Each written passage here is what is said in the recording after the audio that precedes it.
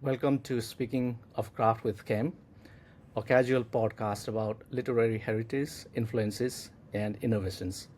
I'm Khem Aryal, a writer and editor. In this podcast, I'll primarily talk with authors featured in my forthcoming anthology called Migrating Craft, set to release in 2026. That's my main purpose, but I'll also occasionally chat with authors whose work I've enjoyed and found inspiring. My guest in this first episode is fiction writer Gemini Wahhaj, whose debut novel Children of This Madness came out last year. Her short story collection Katie Family is set to release next month. Hi Gemini, welcome. Hi. Hi, thank you. I'm glad that you are able to join me. Thank you so much again.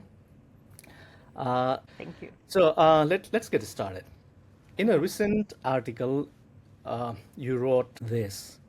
After publishing my first novel, I found myself unable to write. I had lost my language. Would you like to elaborate a little bit on that?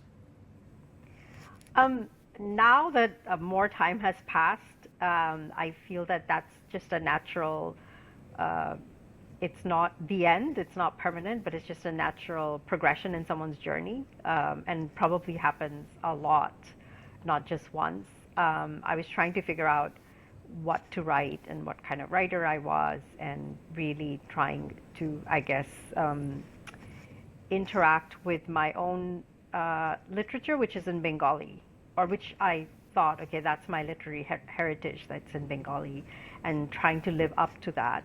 Um, so I went through a period at that time when I read a lot of Bengali novels, which I probably should have read when I was growing up, but I had not. Um, so I read a ton of Bengali novels, which are, I think, like uh, a part of everyone's heritage who would have grown up in Bangladesh. And I felt both more authenticated, more that I had more authority because I had read those books, but also, as much as I love them, I cannot write like them. Uh, so that's what I meant by, yes, I'd lost language and then I sort of grappled with it.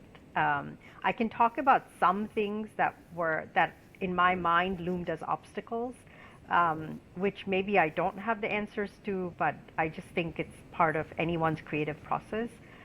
One is, I think you would be very familiar from your book. I was astounded by the dialogue and some of the creative decisions Oh, you thank you. made.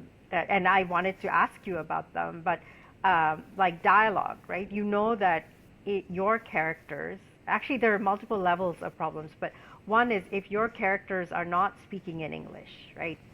Right. Um, so you have this barrier with your audience. It's as if you're writing about these people to those people, right? Your audience and your characters belong to different worlds.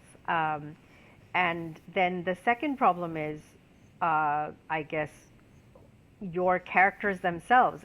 Whenever I think of a really fun story, because like all writers, I'm thinking about something, and then I'll think, oh, but I have to now make this a Bangladeshi character because that's who I have the authority to write about, and immediately I feel distanced from my audience because I think I'm going to write about a character who is foreign and exotic and unknown and unfamiliar to my reader. And immediately I feel sad, like I feel like, oh, if I didn't have to do that, then I would feel more confident. Right. Yeah, definitely. In this case, a lot has to do with the language, of course, we are talking about, right? That is, you're writing those Bengali characters in English. So in the article, you also talk about the process of editing. And as you were doing that, you happened to lose a lot of authenticity, right? So that's because you have to write them in a different language. They live in a different language, but when you write, you are making them live right in English. So, so you are not approaching the characters in their own language, right? You are approaching the characters in a language that's different from theirs. I think, yeah, I think that's part of the problem. Yeah. I think it's more than that. I think it's also, like I said, the kind of literature I read is very different. It's lyrical, There are changes of character and point of view on every page. There are things there that you would in an English novel or an American publisher, an American agent would be like, no, that's crazy. But those are very successful, very popular, very successful novels in Bengali, right? So there is this gap, I guess, between what I think I'm allowed to do and then sort of schooling myself. So I think what happened was, and I think it happens to all writers, is that when I went through my program and I went through, sort of editing, and then I was able to publish, the first thing that happened was that I realized, oh, I learned all the rules, right? Like you go to your first MFA workshop and you are as shocked because of the audience's reception to your work. And then I learned all the rules and I learned to behave in a way that my stories would be published.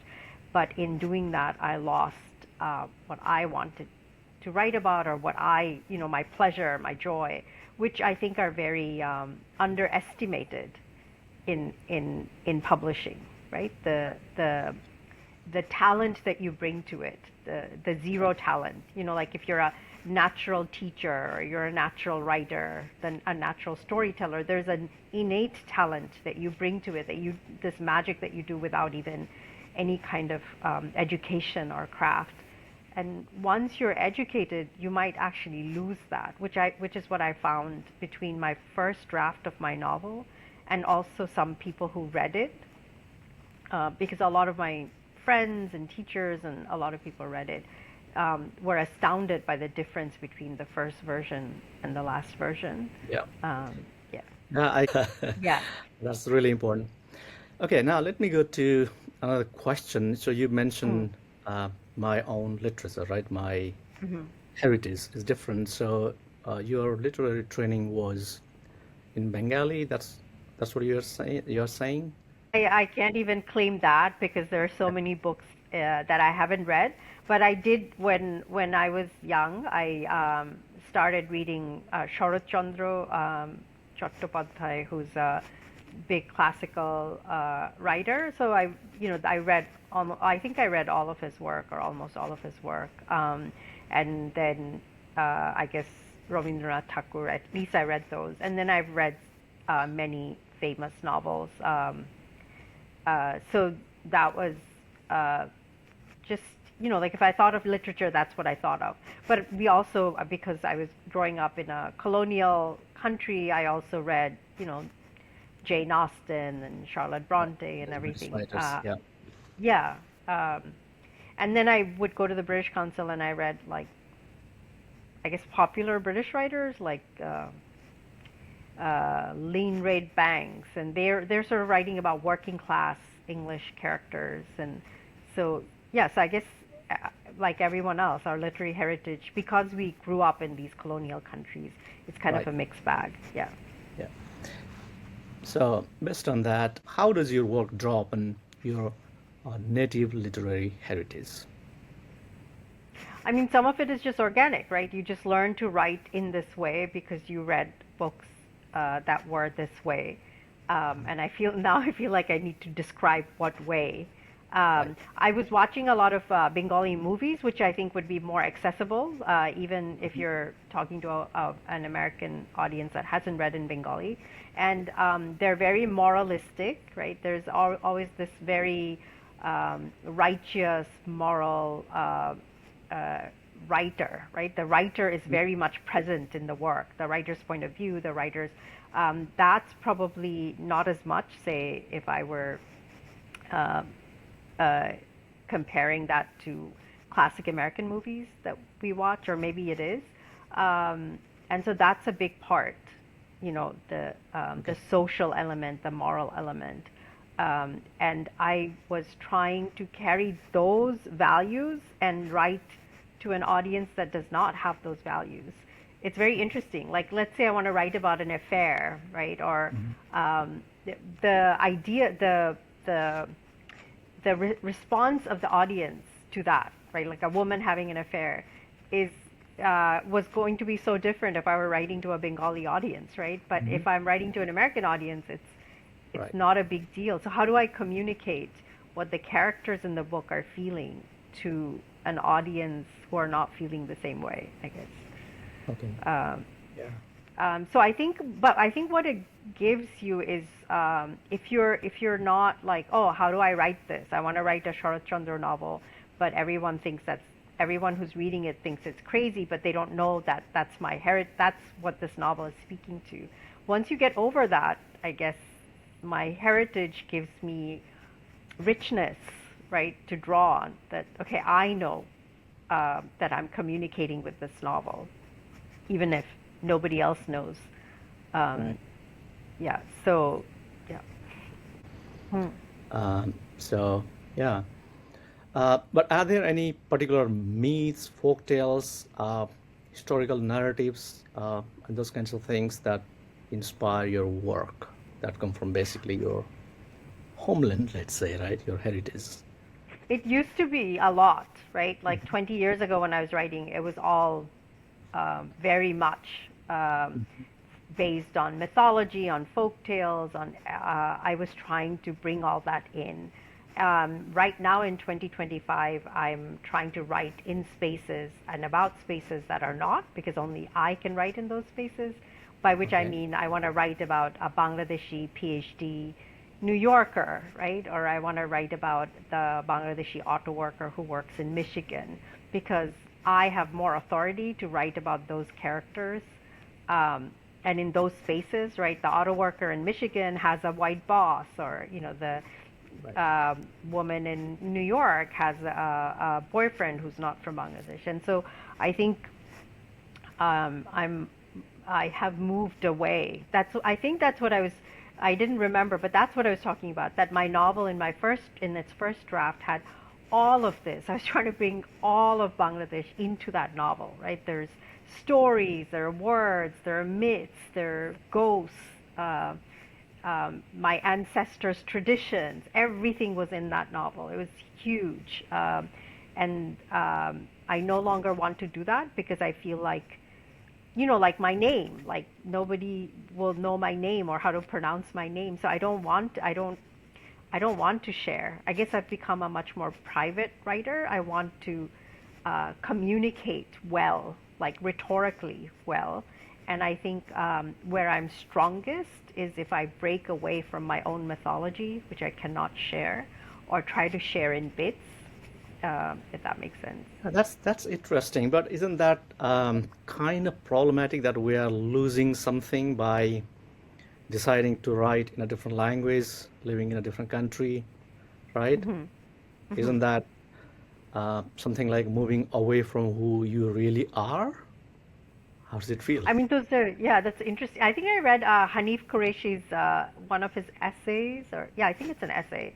Sometimes I can't tell between his fiction and his essays, but I Mhm. think in the essay he was talking about how like he faced racism in England.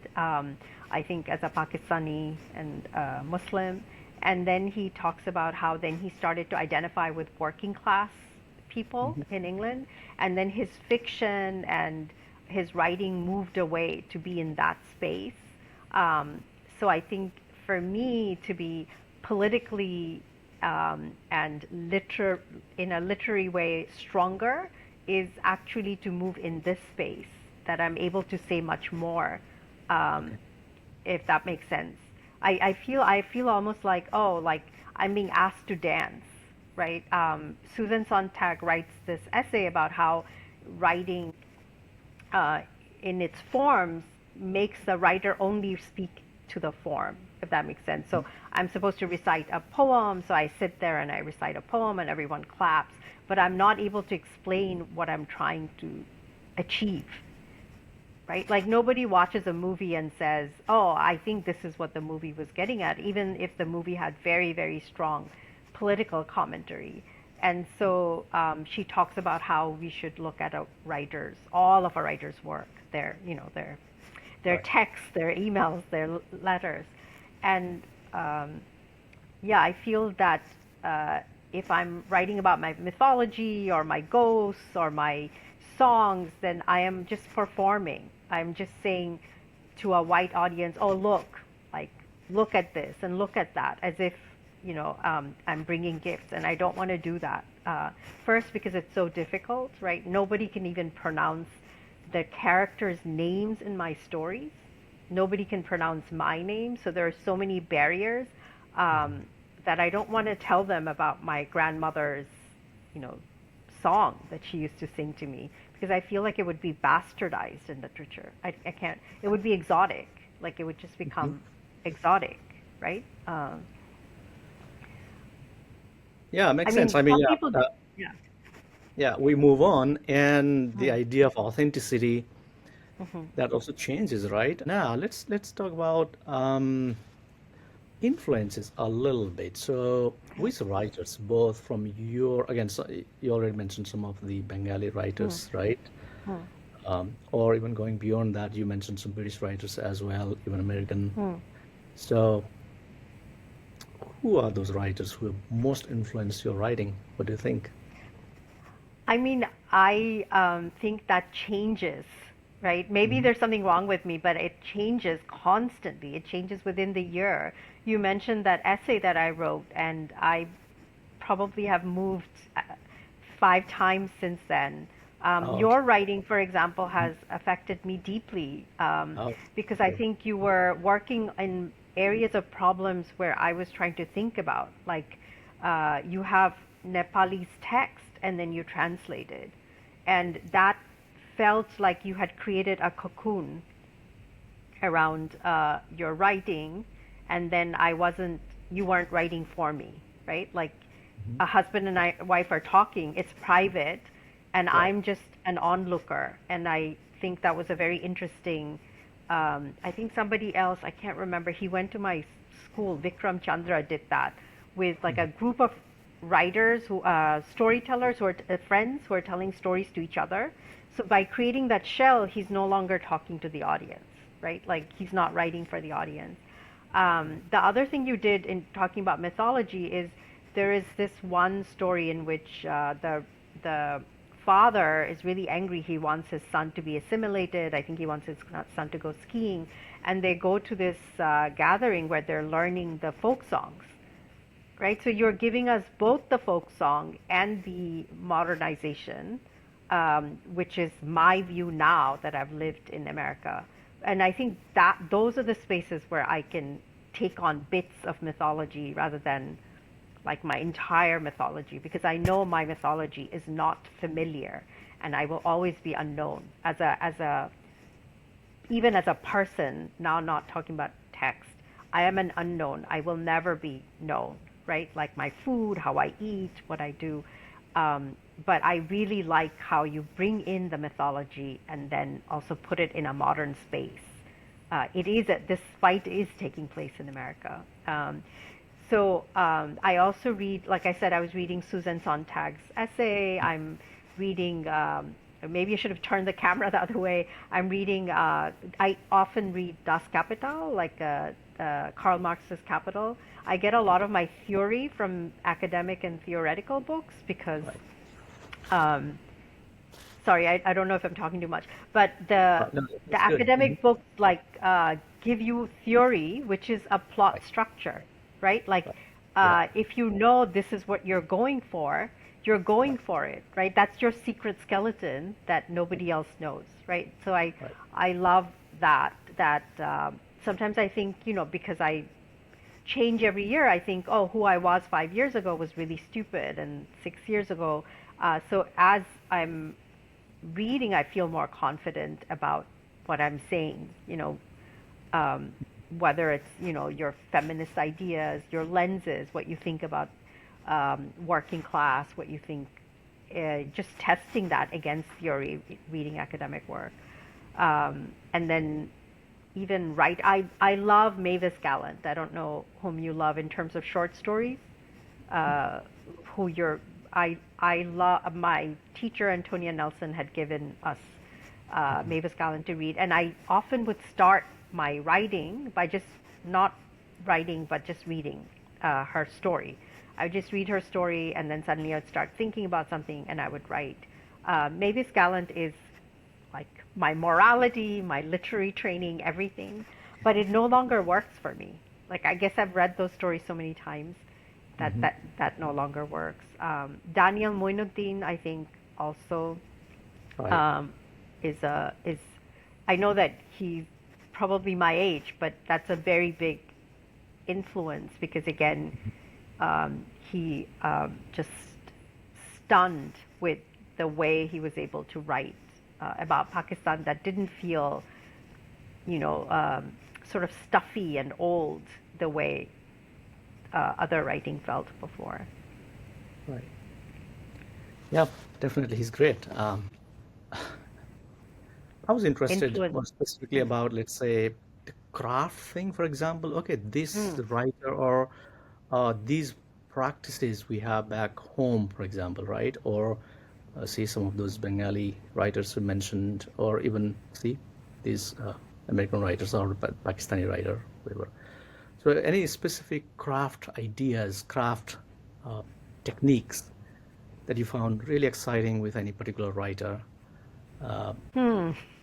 I mean, I think Mavis Gallant, because she brings that very otherworldly, lyrical, completely like you don't know what's going on because she's just describing a place and a mhm, time, right? So there's this very one short story about this child whose mother and father are sort of separated mhm, because the father is kind of trying to have an affair with the mother's friend, and he takes her to the woman's house.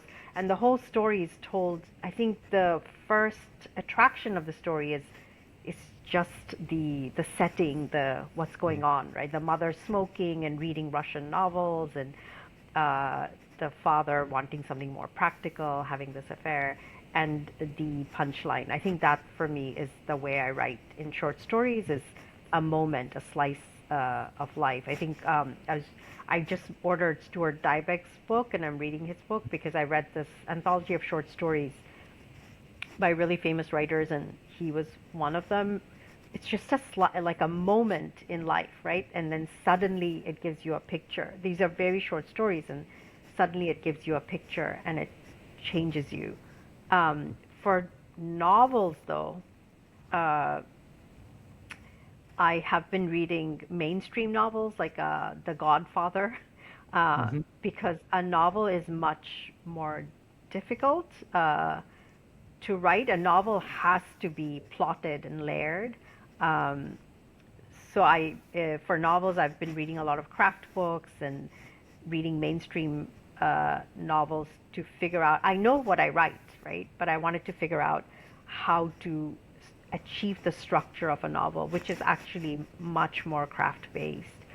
right, Um, I'm not making sense. Like if I read Podda Nodir Machi, which is a novel I love in Bengali, and I want to reproduce that. I can't reproduce that by reading the content of that novel. That novel is absolutely based on a structure, right? It's going for something. And right, that I can only do by studying the craft of the novel. So, for example, uh, in The Godfather, there's a very good premise, right? It's going to be about the mafia, the Italian mafia. The everything takes place in terms of plot, right? This happens, therefore this happens, therefore this happens, therefore this right. happens, and just studying that. And then even exposition, like the mafia bosses have come together, right? And as they come one by one into the room, he's giving you the history. He's introducing each person. Like this one operates casinos, this one operates out of Chicago, and he's also telling you the whole history of the Mhm, mafia, how they were kicked out of Italy, how they came to America. Um, right.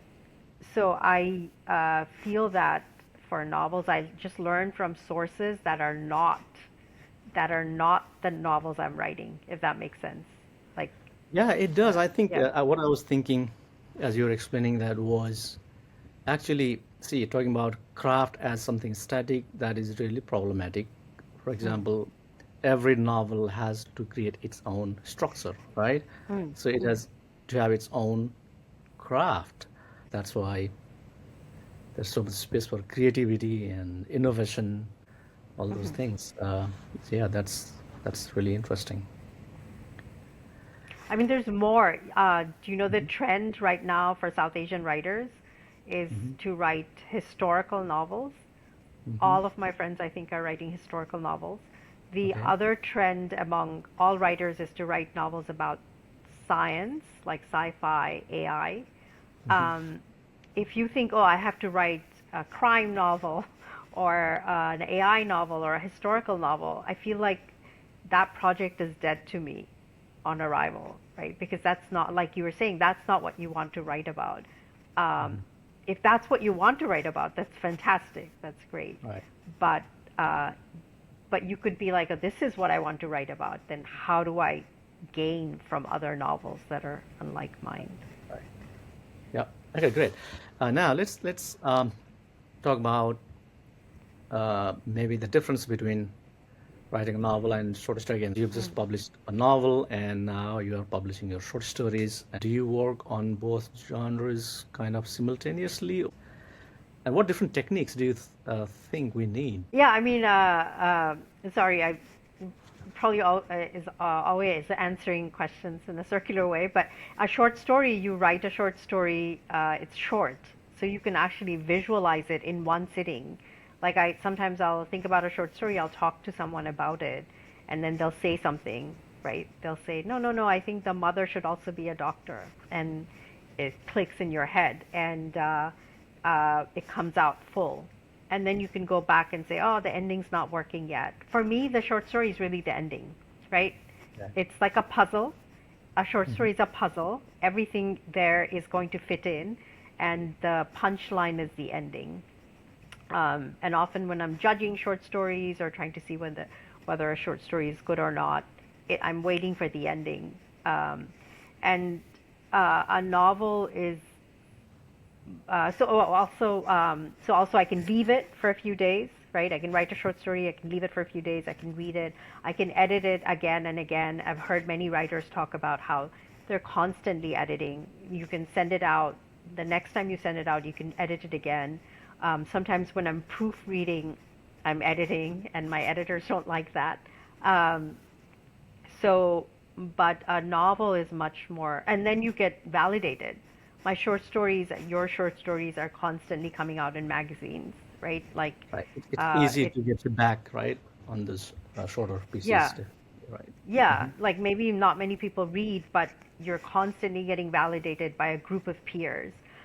Right. Um, and in the novel, you're pretty much alone. I've written so many novels, and I think I wrote I have four unpublished novels. Hmm. And so with a novel, it's much more. You do need to learn craft, right? You are alone. There's no one who can help you. If they had helped, Sadly, then your yeah. novel would be, every one of our novels would be 10 times better. Um, and you do need to learn craft. Like you can't fix it. Like you can't, like I can't just open my novel and say, oh, I'm going to start at the first page and notice something and fix it. The novel's problem runs much deeper than starting at the first page and fix this comma and fix this period. Um, because you really need to understand the skeletons working underneath to get you to that point. Um, and for me, I also have to get into that world. Uh, Again, I'm not unique in that. So for me, like because I'm a teacher, summers usually become when I write a novel. And if something happens in the summer, then that year I didn't write a novel, right? Because if I did something that was Mm. undisciplined, then I wouldn't write a novel. So yeah, you have to give your entire headspace to the novel. You you have to understand it on a bigger scale. Um, and then once you've written it, you think, oh, is it anything big? Um, Right. I've been reading, it's funny that you asked me, I've been reading a lot of craft books. I'm reading Donald Maas's The Breakout novel, I think it's called. All right. I read, Mm-hmm. oh, I'm reading all these like, like what is called mainstream like genre I read How to Take Off Your Pants. I read John Truby's The Art of the Story. Um, so I'm just trying to challenge myself Right. and say, no, there is only one way to write a novel. What if I believed that and actually incorporated those Okay. ideas? Um, Okay, cool. Kind of related to that, my final question. That is, what, uh, see, craft innovations do you think you are making, or I say, are there any techniques you think like, you feel like, um, oh yeah, this is something that I'm developing for myself on my own, or for this particular novel, for this short story that I haven't done in other short stories, right? Oh, can this you give me cool. one? I don't think I can. I'm You, curious if there's you anything. give me, no, I'm saying you tell me one of yours. Um, I don't know.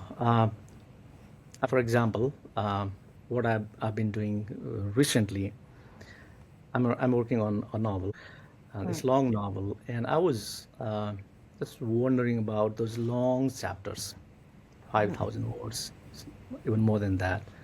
So how do I actually work with such long chapters, right? Usually, again, the standard suggestion, again, I mean, those rules we know, right? They don't work all the time.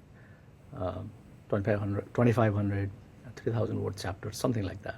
So Mm, how do I mm. actually